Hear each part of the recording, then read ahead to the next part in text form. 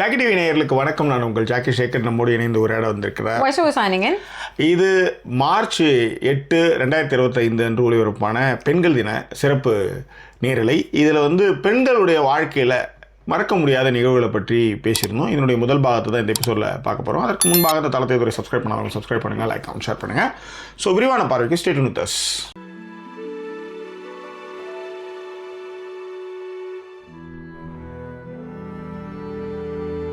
எங்களை தொடர்ந்து ஆதரிக்கணும்னு நினைக்கிறவங்க டிஸ்பிளேல இருக்கிற டீட்டெயில்ஸ் மூலமாக உங்களுடைய சப்போர்ட்டுகளை எங்களுக்கு கொடுங்க. அண்ட் இதுவரை சப்போர்ட் பண்ணிக்கிட்டு அனைத்து நெஞ்சங்களுக்கும் thank you so much for your love and support.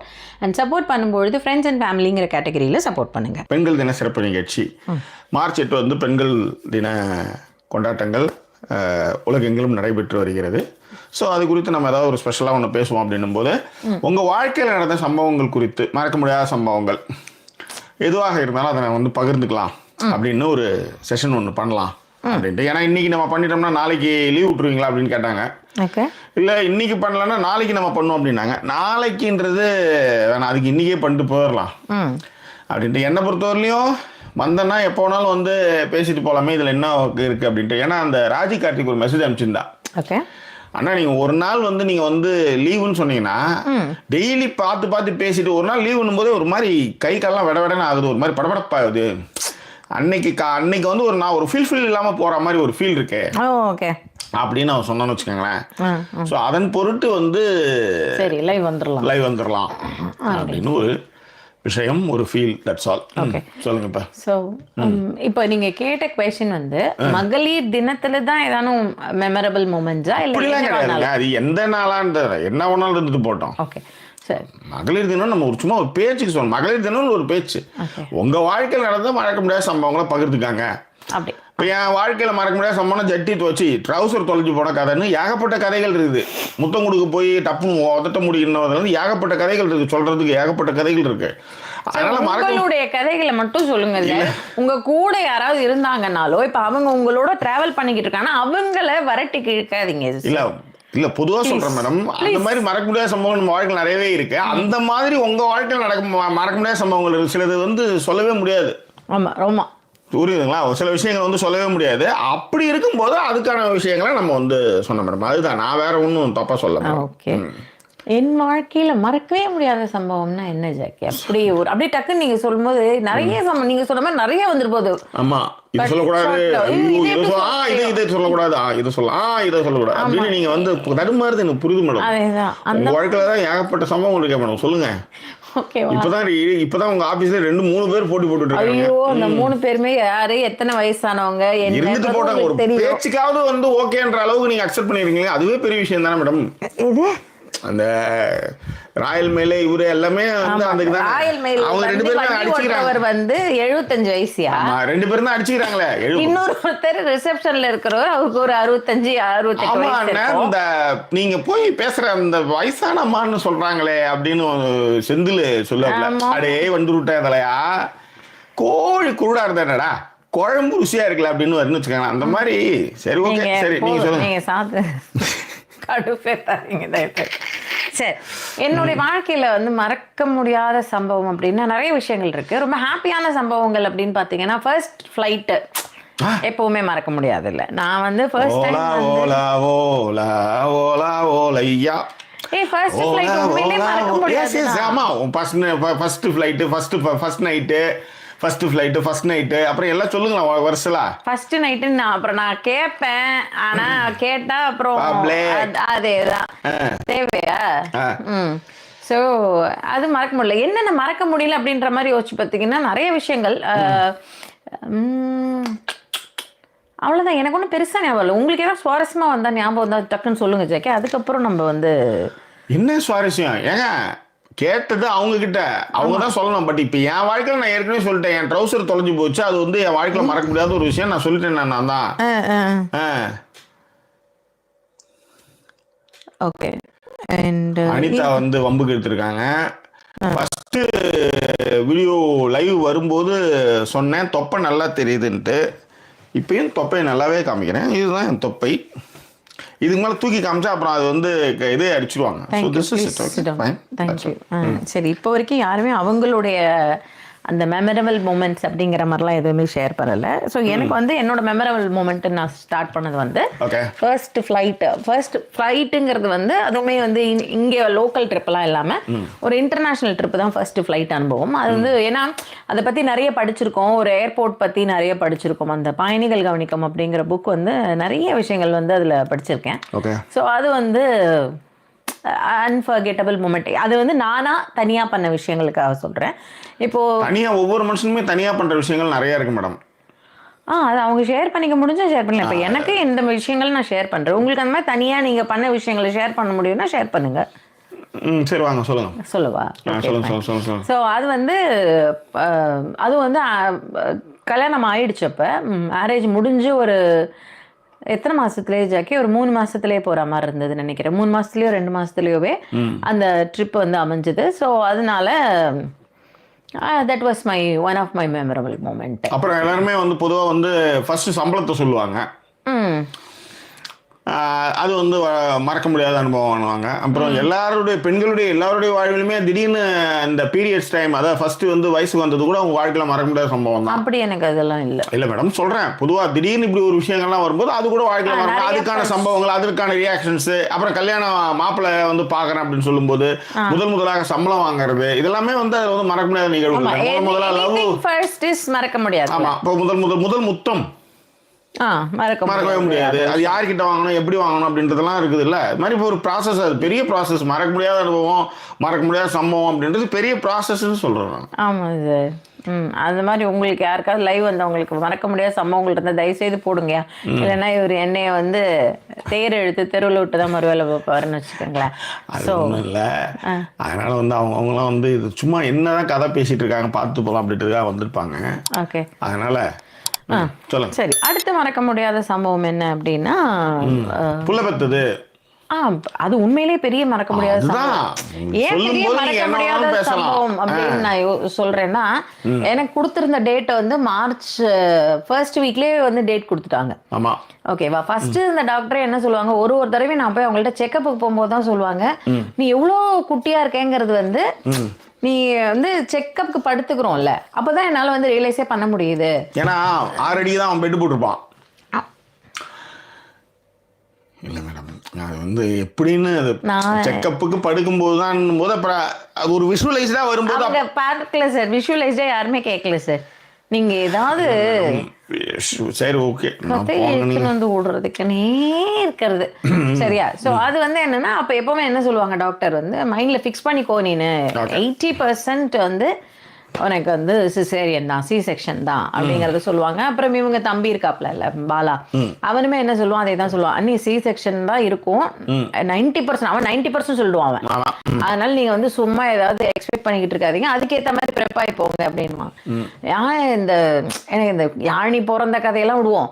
இந்த அதுக்கு முன்னாடி பண்ற அலப்பறைகள் இருந்தது பாருங்க, அதெல்லாம் ரொம்பவே மறக்க முடியாத ஒரு சம்பவங்க. சும்மா நான் பாட்டுக்கு அழகா ஒரு வந்து ஏசி கோச்ல எங்க அத்தை பையன் எனக்கு வந்து டிக்கெட் புக் பண்ணி வச்சிருந்தான். சதாப்தியில எங்க ஊருக்கு போறதுக்கு, பெங்களூர் போறதுக்கு. இவன் என்ன பண்ணாங்க, அந்த பக்கத்து வீட்டுல ஒரு அம்மா இருந்தாங்க, வந்து வயிறை தடவி பார்த்துட்டு, பா தனசேகர் நான் சொல்றேன், அம்மா சொல்றேன் கேட்டுக்கோ, வயிறு அப்படி கீழே இறங்கிருச்சுப்பா, என்னைக்கு வேணா வந்து இந்த வீட்டுல தடவி பார்த்தாங்களா, அந்த வீட்டுல தடவி பார்த்தாங்களா, எங்க இந்த ஊர் தான், யாருன்னு ஞாபகம் இல்லைங்களா உங்களுக்கு? சொல்றேன். ஸோ அதனால வந்து அது பேர் என்ன சொல்றது, உடனே எப்போ வேணா எந்நேரம் வேணாலுமே குழந்தை பிறந்துருப்பா, அதனால நீ டக்குன்னு இப்பவே ஊருக்கு கூட்டு போறது ரொம்ப நல்லது. இவங்க நான் வந்து சொல்றேன், பிப்ரவரிக்கு மேல தானேப்பா புக் பண்ணிருக்கோம், பொறுமையா போய்க்கலாம். எங்க அம்மா வீட்டுக்கு போனா எனக்கு தெரியும்ல அங்க அடுத்து என்ன நடக்கும்ட்டு. நானே சொல்றேன், இல்லப்பா பொறுமையா போய்க்கலாம், பாத்துக்கலாம். இல்ல அவங்க வேற இப்படி சொல்றாங்க, நம்ம போயிருவோம், எது வந்தாலும் அங்க போயிருந்து பாத்துக்கலாம் அப்படின்னு சொல்லி டிக்கெட்டை வந்து புக் பண்ணி, அதுக்கப்புறம் அந்த டிக்கெட்ல உட்காரவே முடியாம போனோம். போனா நாங்க போயிட்டது பிப்ரவரி 9th போயிட்டோம் எங்க அம்மா வீட்டுக்கு. அங்க போய் ஒரு டாக்டரை பார்த்து இந்த டாக்டர் கிட்ட செக் பண்ணா அவங்க வந்து okay still it is not down, head is not down, போயிட்டு வாங்க, இன்னும் நிறைய டைம் இருக்கு உங்களுக்கு அப்படின்னு அனுப்பிச்சு விட்டுருச்சு. எனக்கு அப்படியே அப்போவே ஃபர்ஸ்ட் ஆத்திரமா. அதுக்கப்புறம் வந்தா எங்க அம்மா பண்ற அலப்பறையெல்லாம் இருக்கு பாருங்க. எப்ப பாரு அந்த டேட் வந்து மார்ச் 1st வீக்குன்னு கொடுத்துட்டாங்களாம். ஓகே. அதனால என்ன செய்வாங்க, ஜீரக தண்ணியோ சோம்பையோ எதையோ ஒன்று வறுத்து அதுல வந்து தண்ணியை வச்சு கொதிக்க வச்சு அந்த தண்ணி குடிச்சா உடனேவே வந்து டெலிவரி ஆயிருமா. ஓகே. ஒன்னும் ஆகல ஜாக்கி அப்படிலாம்.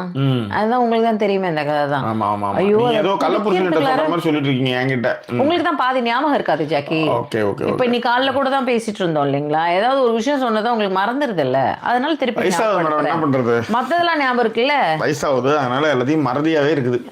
மத்ததெல்லாம் நல்ல ஞாபகம் வச்சிருக்கீங்களா, அதெல்லாம் எப்படி ஞாபகம் இருக்கு. ஸோ அதுக்கப்புறம் அந்த தண்ணியை கிண்ணி என்னென்னோ குடிக்க விடுவாங்கய்யா எப்ப பாரு. அது குடிச்சிட்டா அவ்வளவுதான். அதனால வந்து உனக்கு வந்து மறதி வந்து அது பேர் மறதிங்கிறேன் பாருங்க, உடனே குழந்தை பிறந்துரும் அப்படின்வாங்க. அப்புறம் வந்து ஏதோ பூண்டை அரைச்சு ஏதோ அது ஒன்று கொடுப்பாங்க. அப்புறம் பூண்டை பாலில் போட்டு கொடுத்தா வந்து அந்த மாதிரிலாம். அதாவது எந்த அளவுக்கு வந்து மதர்ஹுட் வந்து போற்றுங்கள் அப்படின்லாம் நம்ம வந்து சொல்கிறோமோ இன்னைக்கு, அந்த அளவுக்கு நம்மள இந்த மாதிரியான டார்ச்சர்கள்லாம் பண்ணியிருப்பாங்க. அதை யாரெல்லாம் கோத்ரூ பண்ணியிருப்பீங்கன்னு எனக்கு தெரியல, பட் நான் நிறைய கோத்ரூ பண்ணேன். இது எப்பயாவது நல்லா இருக்குமா, யாராவது சொன்னாங்களா? இந்த சுகப்பிரசவம்னு சொன்னதுக்கு எல்லாம் வந்து கத்தி தீட்டேன். அது என்ன மயிரடா சுகப்பிரசவம் அப்படின்னு நம்ம சொன்னோம்ல, அவனும் அங்க வந்து கீனி எல்லாம் பண்ணி உட்காந்து ஒண்ணு கூட போக முடியாதா, எறும்பாடுங்களா ஆயும் போக முடியாது, அந்த மாதிரி கீச்சு வச்சிருவானுங்க. இதுல என்ன சுகப்பிரசவம் மயிர் வாழுது அப்படின்ற மாதிரி எல்லாம் சொன்னதை எல்லாருமே அதை அங்கீகரிச்சாங்க. காரணம் என்னன்னா அதுல இருக்கிற பெயின், அதுல இருக்கிற விஷயங்கள் எல்லாருமே புரியும்னு வச்சுக்கோங்களேன். சோ அதுதான். ஓகே. இதுக்கப்புறம் வந்து டாக்டர் கிட்ட கூப்பிட்டு போயாச்சு. அவங்க வந்து சொல்லிட்டாங்க, டாக்டர் இந்த 1 வீக் பாப்போமா, உனக்கு இதுக்கப்புறமும் பெயினே வரல அப்படின்னா நீயாவே வந்து 12ஆம் தேதி மார்ச் வந்து அட்மிட் ஆயிக்கோ. 12ஆம் தேதி அட்மிட் ஆயிக்கோ, 13ஆம் தேதி 14ஆம் தேதி நம்ம செக் பண்ணலாம். Mostly your date is on first week of March. ஆமா. நானும் அதுக்கப்புறம் பண்றேன், ஒன்றும் வழியெல்லாம் வரல. சரி, எல்லாத்தையும் எடுத்து வச்சுட்டு ஹாஸ்பிட்டல் கிளம்பியாச்சு. என் தம்பி வந்து கரெக்டாக ஒரு வார்த்தை சொன்னான், எப்படிமா அது உள்ள இருக்கிற அவன் கரெக்டாக அப்பவே சொல்லியிருந்தான், அந்த உள்ள இருக்கிற பொண்ணும் சரிம்மா, அதுவும் சரி இவளும் சரி நல்லா சாப்பிட்டுன்னே இருக்காங்கம்மா கொடுக்கறதெல்லாம். அது இப்போதைக்கு வெளில வராது, ஜூன் ஜூலை ஆகுண்டி வாடி போகலாம் அப்படின்ட்டான் அவன். அந்த மாதிரியான ஒரு விஷயம். அதன் பிறகுதான் வந்து ஹாஸ்பிட்டல் அந்த எக்ஸ்பீரியன்ஸஸ். அண்ட் அது வந்து நார்மல் டெலிவரி ஆனது வந்து இனிமே இதெல்லாம் வந்து இந்த டெலிவரி போர்ஷன்லாம் விட்டுருவோம். அதுக்கப்புறம் எல்லாருமே கோத்ரூ பண்ணிருப்பீங்க அந்த கஷ்டங்கள், அதெல்லாம் விட்டுருவோம். அதுக்கு அடுத்து என்ன, மார்ச் 14 தான். ஆமா, March 14 is very important in our life. So அதனால அந்த 14th நாங்கள் வந்து ரொம்ப எதிர்பார்த்தோம். நீ தான் மயிரை எதிர்பார்க்கறது 14, நான் 15 வரேன் அப்படின்னு. அதுவும் 15 சும்மாலாம் வரல. அந்த பாவம் அந்த டாக்டர் வந்து வாட்டர் பேக்லாம் உடச்சி ரப்சர் பண்ணி அமுச்சு விட்டு அதுக்கப்புறம் தான் வந்தது. அது வந்தது மேட்டர் கிடையாது. ஃபர்ஸ்ட் மெமரி வந்து அந்த அன்ஃபர்கெட்டபிள் திங் என்னன்னா அவ நார்மல், நான் அதை எக்ஸ்பெக்ட் பண்ணவே இல்லை. செகண்ட் வந்து என்ன அப்படின்னா பல்லோட பிறந்தாவ. நான் அந்த மாதிரி கேள்விப்பட்டதே இல்லை. நம்மளும் நிறைய குழந்தைகள்லாம் போய் பார்த்துருந்துருப்போம்ல, அதெல்லாம் ஒண்ணு பார்த்தா இங்க மேல ஒரு பல்லு கீழே ஒரு பல்லு. திஸ் இஸ் ஒன் அன்ஃபர்கெட்டபிளா. சரி, அடுத்து என்ன மெமரி அப்படின்னு பாத்தீங்கன்னா கீழே 2, மேல வந்து ஒரு மெலிசா இருந்தது, ரைட்டா இருந்தது. இங்க மேல ஒண்ணு, கீழே வந்து இந்த இங்கேயும் ஒண்ணு.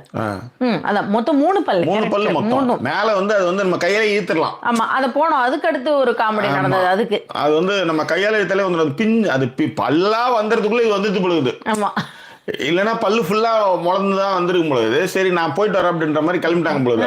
அதனால அந்த பல்லு வந்து இதையே சிசேரியன் எதுனா இது பண்ணணும்னா அதுக்கு அடுத்த நாள் எங்களுக்கு டென்டிஸ்ட் அப்பாயின்ட்மென்ட்.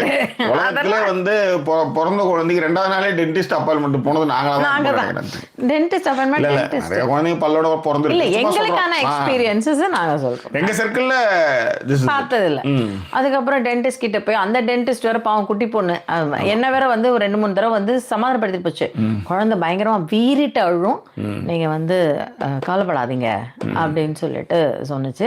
சரிம்மா ஓகே அப்படின்னு சொல்லி நானுமே ரொம்ப அப்படியே ஃபீல் பண்ணி நீங்க வெளில போயிடுங்கன்ட்டாங்க. என்ன இது ரொம்ப வந்து வலிக்கும் குழந்தைக்கு, குழந்தை இப்ப பயங்கரமா அழும், you will feel very bad, நீங்க வெளில போயிடுங்க அப்படின்லாம் சொன்னாங்க. என்ன ஓகே அப்படின்னு சொல்லிட்டு நான் போய் வெளில நின்னுக்கிட்டேன். வெளில நின்னா ரொம்ப அழகா இருந்தாங்க. இன்னைக்கு கூட என்னால மறக்க முடியாது இருக்குது. வாழ்க்கையில் நம்ம சில விஷயம் கொஞ்ச நேரத்துக்கு முன்னாடி மறதி இருக்கான சம்பந்தப்பட்ட விஷயங்கள், சில விஷயங்கள் என்னால மறக்க முடியலன்ற அந்த டாக்டர் என்னால இன்னமும் மறக்க முடியல. ஏன்னா அவங்க வந்து என் ஒய்ஃப்க்கு அட்வைஸ் பண்ணாங்கன்றதுனால என்னால மறக்க முடியல. மறக்க முடியாத சம்பவங்களும் இதுவும் ஒண்ணு. That's all. இதெல்லாம் இல்ல ஒரு அசிங்கமோ லஜ்ஜையோ இதை சொல்றேன் என்னத்துக்கு. ஓகே, இப்ப இப்போ புடவை கட்டுறதே இப்படி எல்லாத்தையும் மறைக்கிறதுக்கு. நீங்கள் ஆலியா பட்டு வீடியோ பார்த்துருக்கீங்களா? அது டப்புன்னு இழுத்து விட்டுங்க, லைட்டாக கீழே இறக்கி விட்டுக்கும். அந்த மாதிரி தான் இதில் என்ன இருக்குன்றேன். போய் அப்படின்னு போட்டிருக்காங்க கீர்த்தி லக்ஷ்மன். எதுக்கு? நான் கேட்ட உடனே ஒரு லஜ்ஜே இல்லையா? இல்லை லஜ்ஜை இருக்கு, இல்லை பொதுவாக அது மாதிரி சில விஷயங்களை மறக்க முடியாது சொல்கிறேன் மேடம். ஓகே சரி. ஸோ அந்த டாக்டர் வந்து அதெல்லாம் சொல்லிட்டு போனாங்களா. நான் பயங்கரமாக ரொம்ப நேரம் இருப்பேன் அப்படின்னு ஒரு சவுண்ட் மட்டும் தான் வந்தது. ஆமாம். அதுக்கப்புறம் தான் இருக்கு போல இருக்கு அப்படின்னு சொல்லிட்டு நான் காதெல்லாம் பொத்திட்டு நிற்கிறேன். ஒரு தாயா நமக்கு ஒரு ஃபீல் இருக்கும் இல்லையா? கடைசியில் பார்த்தா உங்களோட முடிஞ்சிருக்கு. அவ்வளோதான்.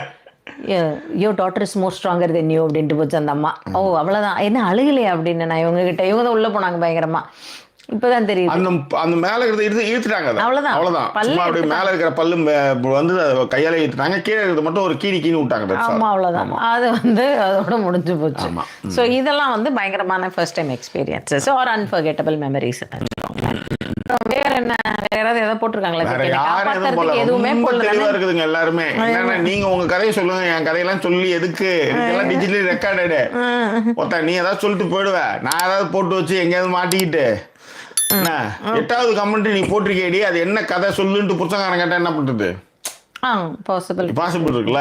அதனால இதுல என்னன்னா இப்போ அதாவது இங்கே வந்து கமெண்ட் போடாதவங்க விட்டுருங்க. நீங்க உயிரை கொடுத்து நல்லா பேசிக்கிட்டு இருப்போம், அதுங்களே வாய திறக்காது. கடைசி வரைக்கும் கதை கேட்டு போறதுக்கு தான் வர்றதே. கதை கேட்டுட்டு சிரிச்சுட்டு போயிடுவாங்க. பட் அவளுக்கு பக்கம் என்ன கதை நடக்குதுன்னு நமக்கு சொல்லவே மாட்டாங்க.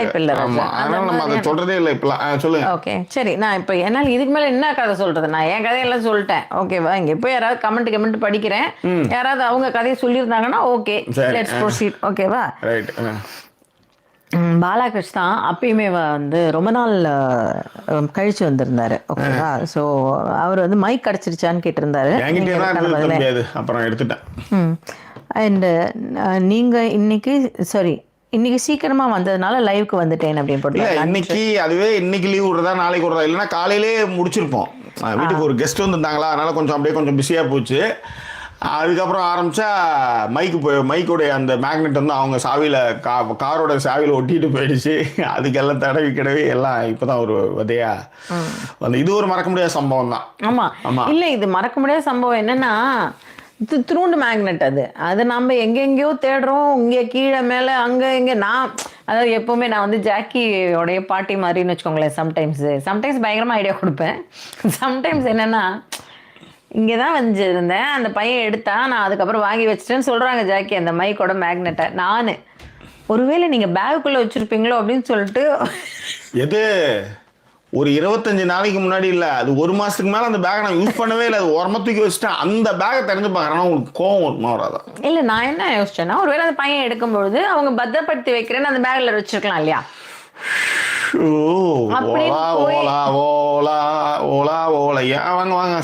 அங்கெல்லாம் போய் தேடும். கடைசியில பார்த்தா கார் சாவியில் அந்த மைக் ஓட்டிட்டு போவோம். நமக்கு எப்படி தெரியும்? அந்த மேக்னெட் அதுல ஓட்டிட்டு போயிருந்தது. So that's all your honour. அதனால ஒன்றும் இது பண்ண முடியல. சரி, யார் வந்திருக்கா அடுத்துன்னு பார்த்தீங்கன்னா, Fathima Abu, Anandhi, ஏத்திஸ்டர், Anitha, Syed Ali, Raji Karthik, Gowri செழியே, Ansari Syed and Kirti Lakshman, Venkatesh M, Jayabharathi, Lata Ayappa, and Sharmila Narayanaswamy, Sendamil Selvi K, and Balakrish படிச்சிட்டேன். ஓகேவா? அண்ட் இவங்க எல்லாருமே வந்து ஹாய் அண்ட் வணக்கங்கள் அந்த மாதிரி சொல்லியிருக்கிறவங்க. அண்ட் ஏதிஸ்ட் வந்து really happy to see your live அப்படின்னு சொல்லியிருக்காங்க. அவங்களும் அப்பப்போ, ஏன்னா நம்ம சீக்கிரமா வந்தனால இன்னைக்கு அவங்களாலையும் சீக்கிரமா வர முடிஞ்சிருக்குன்னு நினைக்கிறேன். அண்ட் இல்லை, அது சனிக்கிழமை அந்த எக்ஸப்ஷனே என்னன்னா, ஒரு 10 மணிக்கெல்லாம் இங்கே 4:30 மணி அப்படி இருந்தால் அங்கே ஒரு 10 மணிக்கெல்லாம் முடிச்சா கொஞ்சம் எல்லாருமே பார்த்து தூங்குவாங்கன்றதுக்காக தான் நம்ம ஞாயிற்றுக்கிழமை வரணும், சனிக்கிழமை வந்து சீக்கிரமாக வந்துடணும்னு நினைப்போம். இன்னைக்கு வந்து ஒரு பெரிய டயலமா வருது, நாளைக்கு பண்ணிக்கலாமா இன்னைக்கு பண்ணிக்கலாமான்னு ஒரு பெரிய டயலமா இருந்தது. அப்புறம் சரி பண்ண வேணாம், அப்புறம் நாளைக்கு இன்னைக்கு என்னங்க, அப்புறம் சரி இன்னைக்கே வந்துடும் அப்படின்ட்டு தான் வந்தது. கொஞ்சம் முன்னாடியே சொல்லியிருந்தா ஓரளவுக்கு எல்லாருமே கரெக்டாக வந்திருப்பாங்க. Especially S. Okay. And Anitha வந்து என்னன்னா, happy to catch you on live after so long. Happy Women's Day to Sudha ma'am. நாங்க thank you. அவங்க தான் உங்க தொப்பா தெரியுது அப்படின்னு சொன்னது.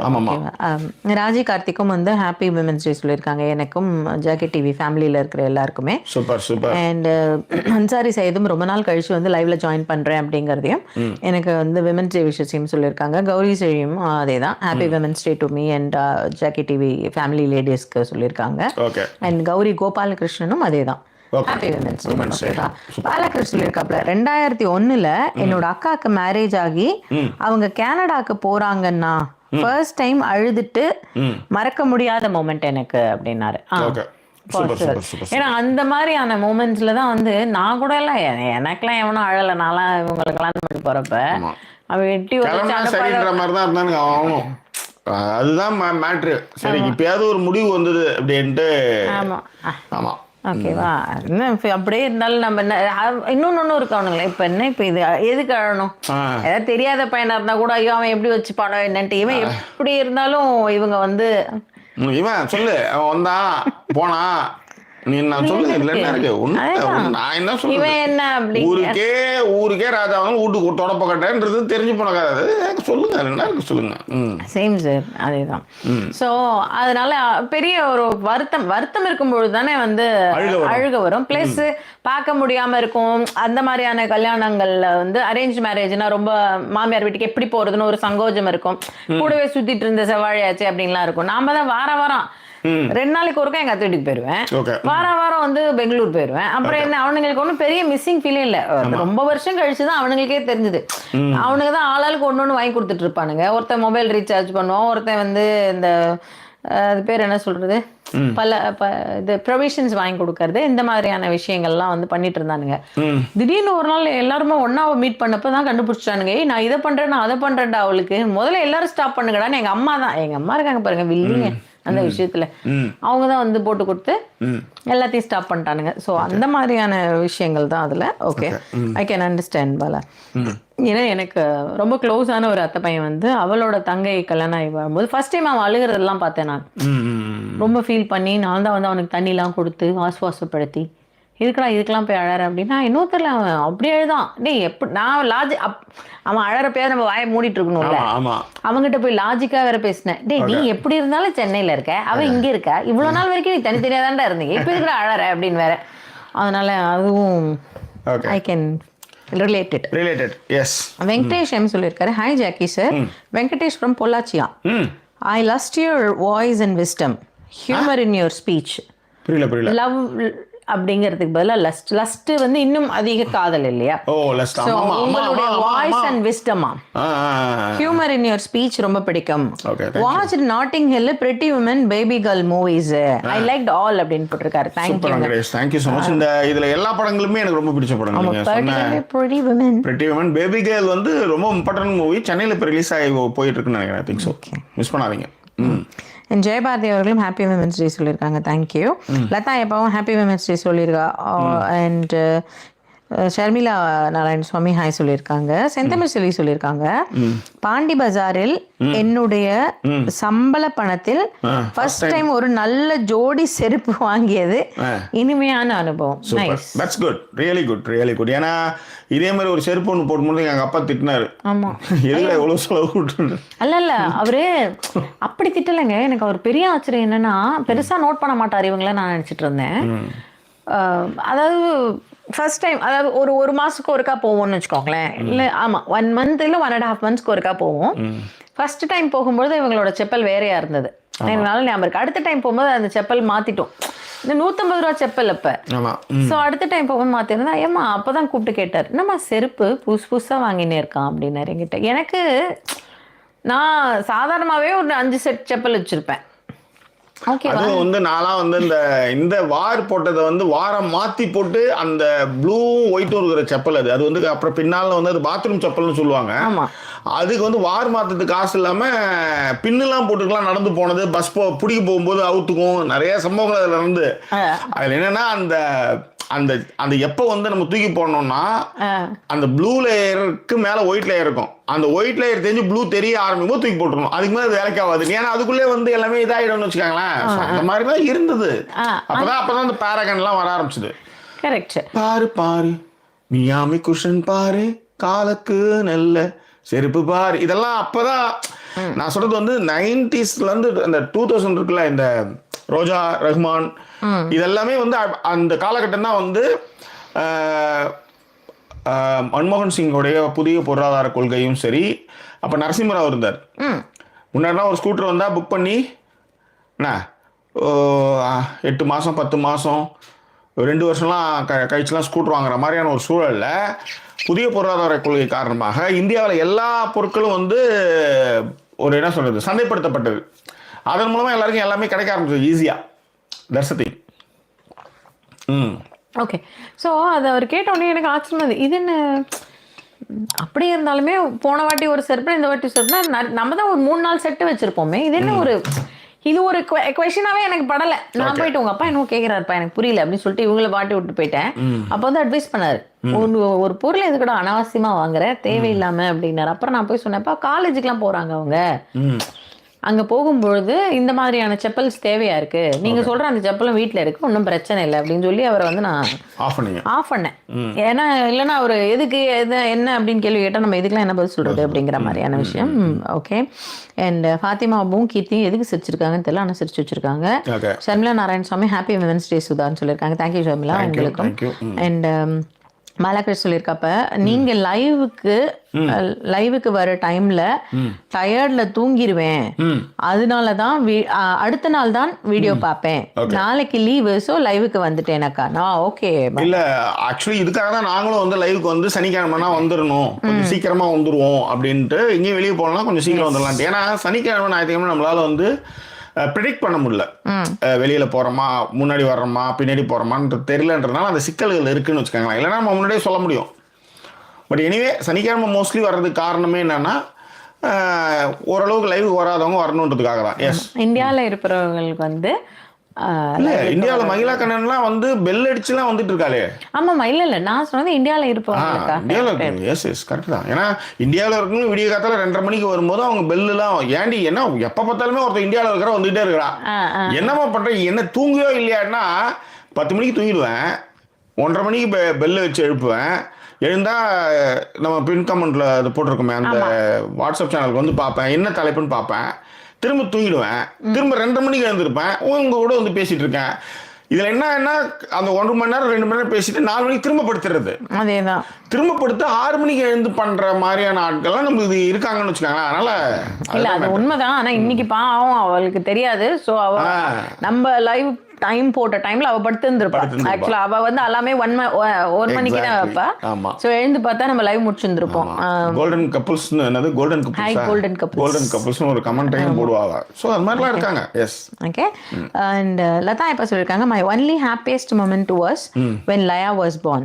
She is all the blessings I have அப்படின்னு.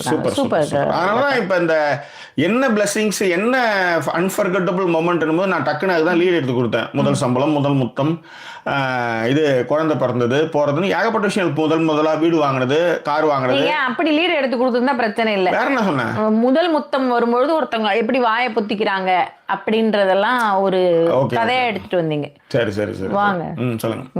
கண்ணாடியை போடணும் இல்ல கண்ணாடி கட்டணும், அதை வந்து பழக்கத்துல வச்சுக்கணும். கௌரி இல்ல நான் அப்படி சொல்லல, நீங்க அதை நான் அதை கண்ணை வந்து பழக்கத்துல வச்சுக்கணும்னு சொல்றேன். கௌரி செழி வந்து நாங்க ரொம்ப அலர்ட், எதுவுமே சொல்ல மாட்டோமா, அதுவும் ஜாக்கி டிவி பெண் ரசிகைகள்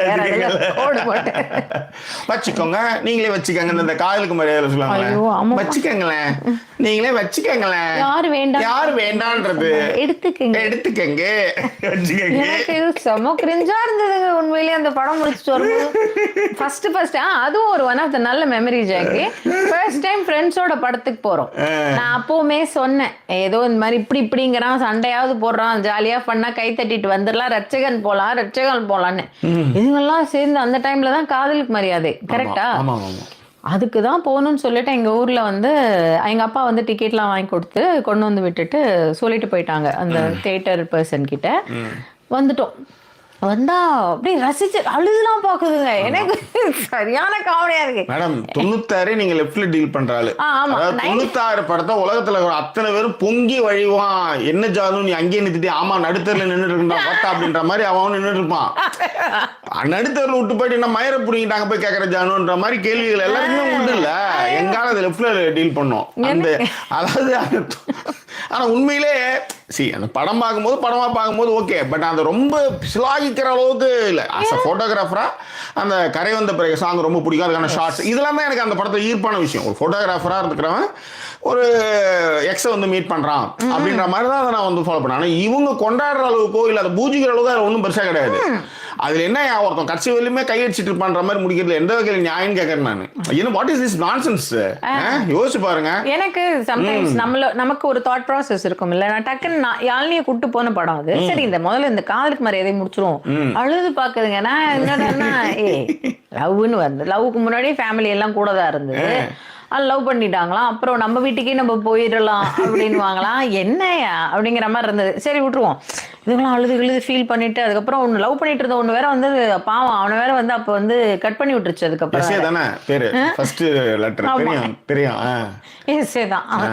ஸோ அந்த மாதிரி கட்லாம் பண்ணி விட்டுருச்சு குடும்பத்துக்கு அந்த படத்தை பார்த்துட்டு. சூப்பர் அப்படிங்கிற மாதிரி இருந்துச்சு எனக்கு. அதுவும் அந்த ஃபைனல் டச்ல அவங்க எடுத்துக்கங்க அப்படின்னு அவங்க அம்மா சொல்றதுலாம் எனக்கு இன்னுமே கவலையா இருந்தது. சரியா? ஸோ இது விட்டுரும்.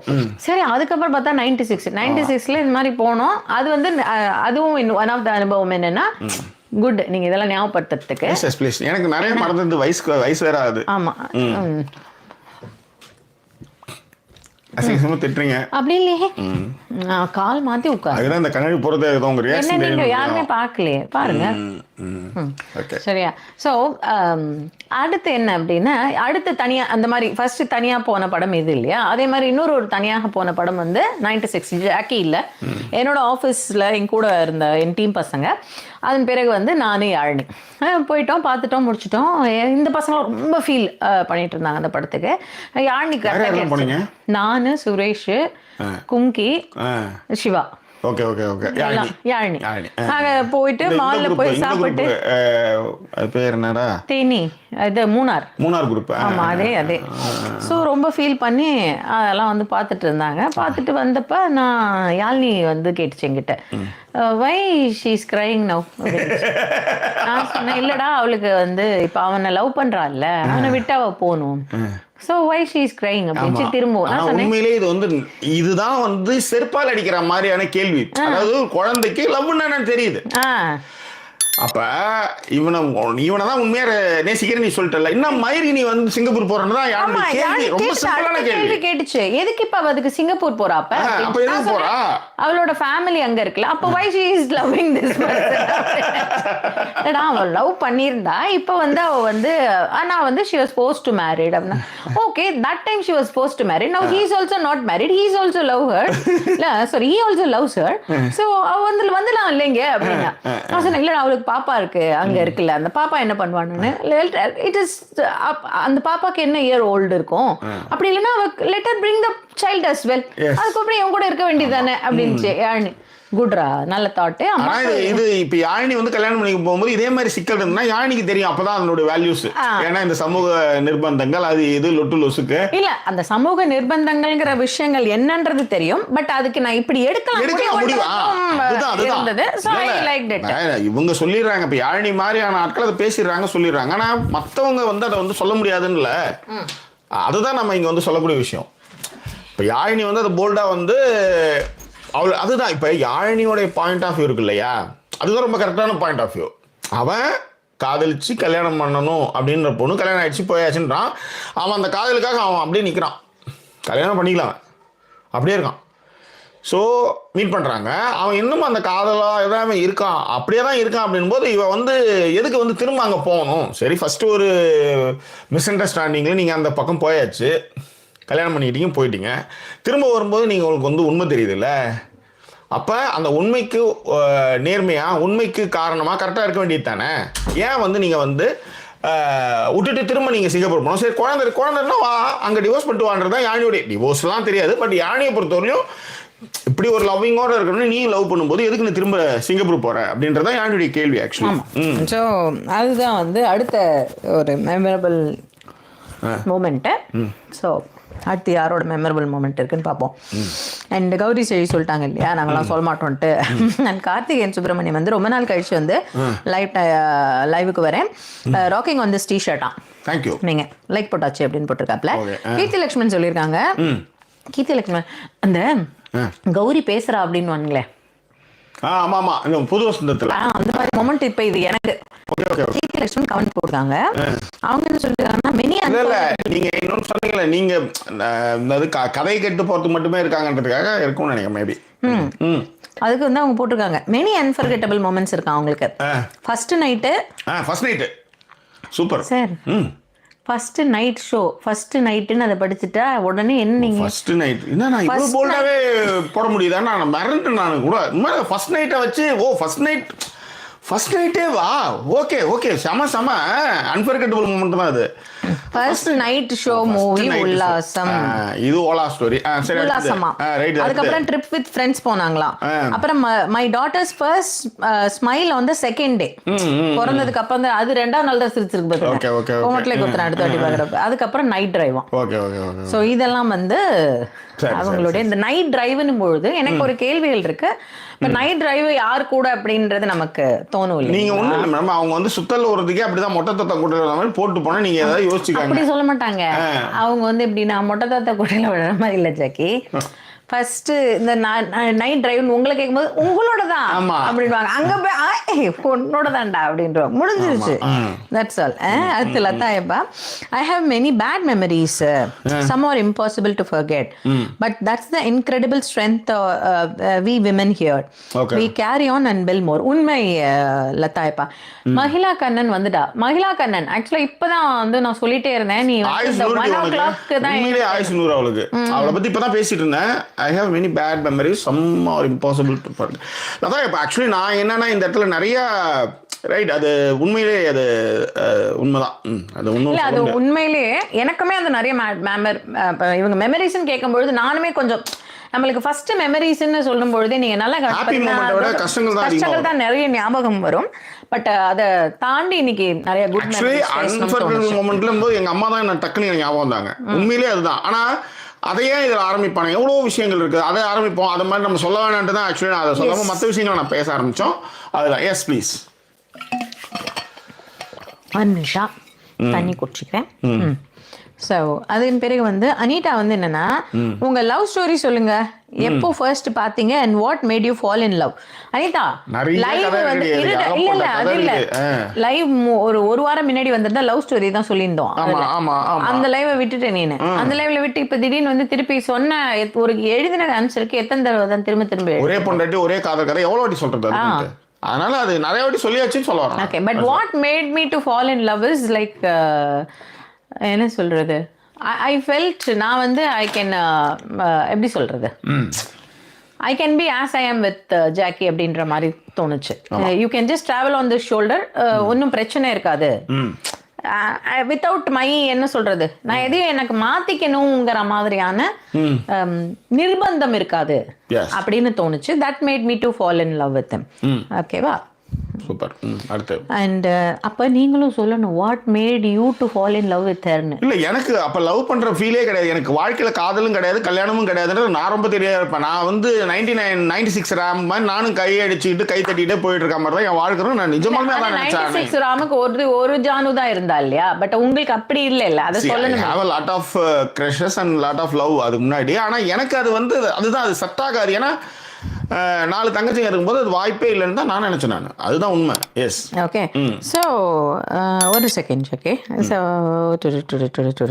எங்களை சப்போர்ட் பண்ண நினைக்கிறவங்க டிஸ்பிளேல இருக்க டீட்டெயில் மூலமாக சப்போர்ட் பண்ணுங்க. ஸோ மீண்டும் வேறொரு எபிசோட் உங்களால் சந்திக்கிறோம். அது நன்றி கூறிய ஜாக்கி சேகர் மற்றும் வாய்ஸ் ஓவர் சைனிங் ஆஃப்.